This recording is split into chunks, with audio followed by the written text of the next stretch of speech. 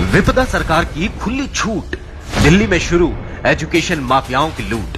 दिल्ली में प्राइवेट स्कूलों में फीस की बढ़ोतरी से परेशान लोगों ने मोर्चा खोल दिया है। पिछले साल इन्होंने 62% तक फीस की बढ़ोतरी कर दी, जिसका इनके पास कोई भी अप्रूवल नहीं है। घर में एक ही अर्निंग मेंबर है, तो मुझे बताइए मैं कहाँ से अपने बच्चे का फीस पे करूंगी। ये इतनी बढ़ा दी है इन्होंने फीस। मेरे को क्लास में बैठने नहीं दिया जा रहा, बोल रहे पहले फीस दो उसके बाद हम बैठ। 10 साल तक आम आदमी पार्टी की सरकार में खत्म हुआ माफिया राज, बीजेपी सरकार में फिर से फलने फूलने लगा है।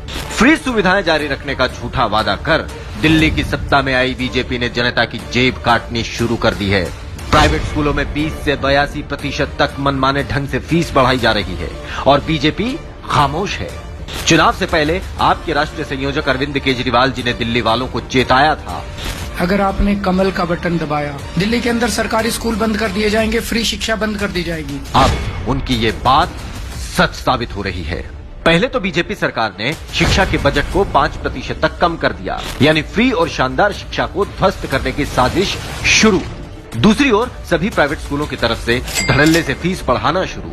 हाल ही के कुछ मामलों पर नजर डालें तो मयूर विहार फेज 3 में सलवान पब्लिक स्कूल में फीस में 57% की बढ़ोतरी की, वहीं 25% फीस और बढ़ाने की बात कही है।